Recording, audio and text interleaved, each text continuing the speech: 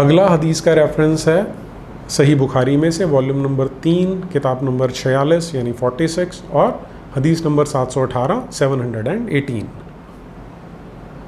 मुहैरिज़ का बयान।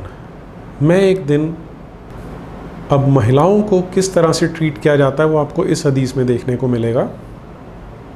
मैं एक दिन अबू सईद से मिला और उसे अज़ल के बारे में पूछा। ये जो अज़ल शब्द है ये अरबी भाषा का शब्द है, इसे समझना हमारे लिए बहुत आवश्यक है। अंग्रेज़ी में इसे कॉइटस इंटरप्टस कहा जाता है कि यदि कोई पुरुष किसी महिला के साथ संभोग कर रहा है तो यदि वो चाहता है कि गर्भवती ना हो तो वीर्य स्खलन करने से पहले वो अपने लिंग को बाहर निकाल लेता है ताकि जो महिला है वो गर्भवती होने से बच जाए। इसे अज़ल कहा जाता है।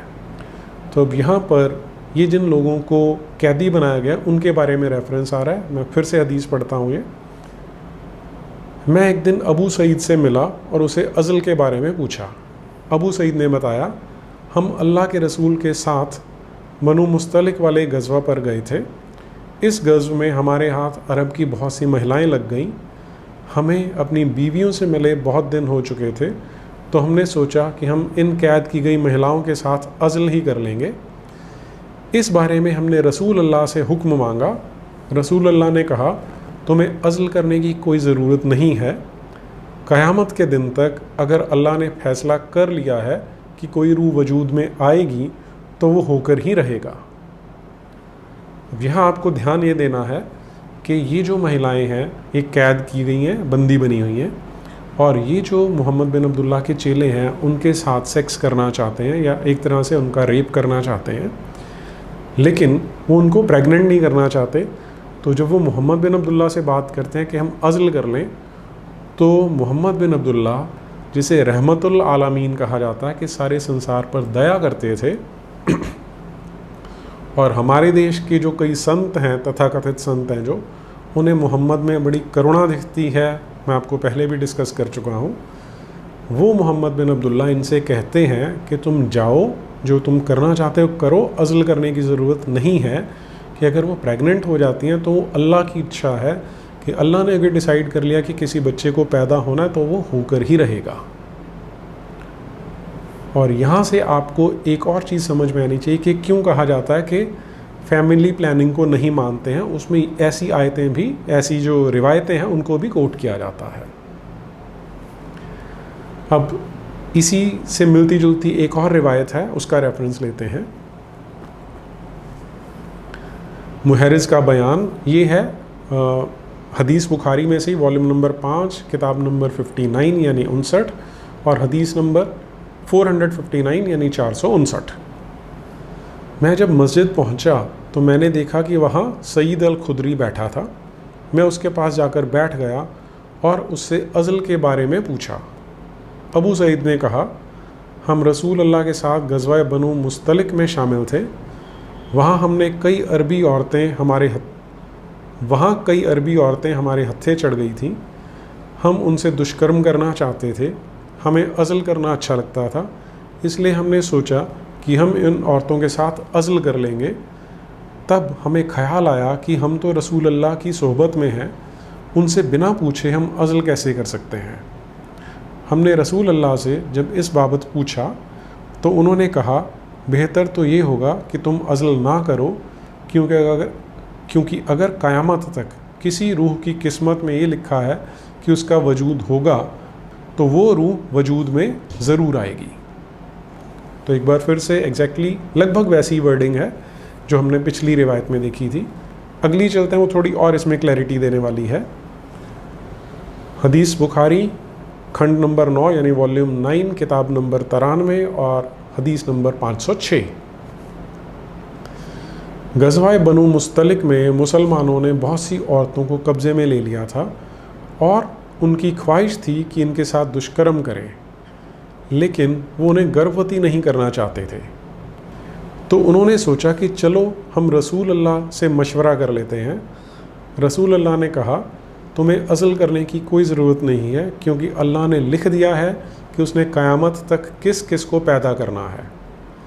कज़ा ने कहा, मैंने अबू खुदरी से सुना था कि पैगंबर ने कहा है कि जिस रूह की किस्मत में वजूद में आना लिखा है उसे अल्लाह वजूद में लाता है। तो अगर ये लोग इन महिलाओं का, जिनके पतियों को मार दिया गया, भाइयों को मार दिया गया होगा या पिता को मारा गया होगा, अब इनके कब्ज़े में है, अब इनसे रेप करके इनको प्रेग्नेंट किया जा सकता है।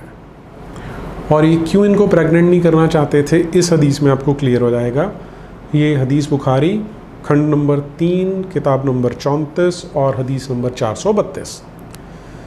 जब वो रसूल अबू सईद अल खुदरी का बयान वो स्वयं ही बता रहा है, जब वो रसूल अल्लाह के साथ बैठा था तो उसने पूछा, ए रसूल अल्लाह, हमारे माले गनीमत में जो औरतें आई हैं हम उनके बदले में कीमत लेना चाहते हैं, अज़ल के बारे में आपकी क्या राय है? पैगंबर ने कहा, क्या तुम वाकई ऐसा कर रहे हो? बेहतर है कि ये ना करो। जिस रूह को अल्लाह ने वजूद में लाना है वो तो होकर ही रहेगा।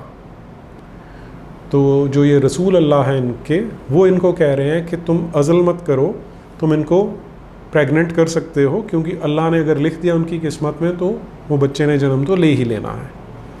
और यहाँ आपके लिए जो इम्पॉर्टेंट चीज़ है वो ये है कि वो उनको प्रेग्नेंट क्यों नहीं बनाना चाह रहे। इसके पीछे कोई मॉरल वैल्यूज़ नहीं है, क्योंकि उनको आगे ले जाकर बेचना है।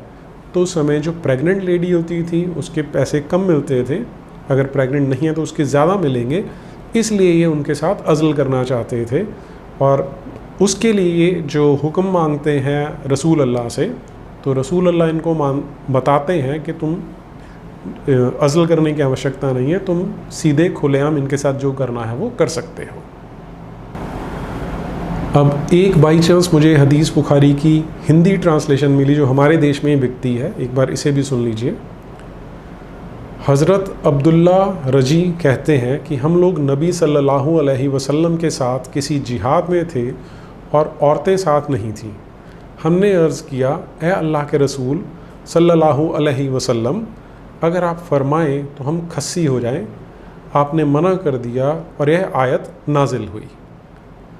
और फिर आपने हमको सिर्फ़ लिबास देकर किसी औरत से निकाह करने का हुक्म दे दिया था। अल्लाह ताला फरमाता है, आगे उन्होंने एक आयत बता रखी है। तो ये एग्जैक्टली वही वाली रवायत है, सिर्फ थोड़ी सी उसके साथ टिंकरिंग कर दी है, थोड़ा सा उसमें हेर फेर कर दिया है कि अज़ल को इन्होंने यहाँ खस्सी हो जाए होना लिख दिया है। तो अल्लाह मियाँ की आयतें भी हैं इसके बारे में, उनको भी देख लेते हैं एक बार क्या कहती हैं वो। सबसे पहले मैं पढ़ रहा हूँ जो चैप्टर नंबर 4 है उसकी आयत नंबर 3। और अगर तुमको अंदेशा हो कि निकाह करके तुम यतीम लड़कियों की रख रखाव में इंसाफ ना कर सकोगे, तो और औरतों में अपनी मर्ज़ी के मुआफ़िक 2-2 और 3-3 और 4-4 निकाह करो। फिर अगर तुम्हें इसका अंदेशा हो कि बीवियों में भी इंसाफ ना कर सकोगे, तो एक ही पर इक्तिफ़ा करो, या जो लौंडी तुम्हारी ज़र ख़रीद हो उसी पर कायनात करो। ये तदबीर बेइंसाफ़ी ना करने की बहुत करीने कयास है। तो यहाँ वो ये कहना चाहते हैं कि तुम 2, 3 या 4 शादियाँ कर सकते हो, लेकिन अगर तुम्हें लगता है कि अपनी बीवियों से इंसाफ नहीं कर सकोगे, तो एक लौंडी यहाँ जो शब्द यूज़ किया जाता है वो उन महिलाओं के लिए है जो जब ये जिहाद करते हैं, जब गज़वा करते हैं, तो जो इनके हाथ में आ जाती हैं महिलाएं, उनको लौंडी कहा जाता है। तो वो तुम्हारे लिए सफिशेंट है। और फिर इसी अध्याय की जो सूरा नंबर 24 है वो इसको और क्लियर कर देगी आपके लिए, उसे देखिए ज़रा। और शौहरदार औरतें, मगर वह औरतें जो जिहाद में कुफ़ार से तुम्हारे कब्ज़े में आ जाएं, हराम नहीं। ये अल्लाह का तहरीरी हुक्म है जो तुम पर फ़र्ज़ किया गया है। तो यहाँ पर अल्लाह मियाँ क्लियर कर रहे हैं कि जो काफिरों से तुम्हारे हत्थे चढ़ जाती हैं वो तुम्हारे लिए जायज़ हैं, वो तुम्हारे लिए हराम नहीं है।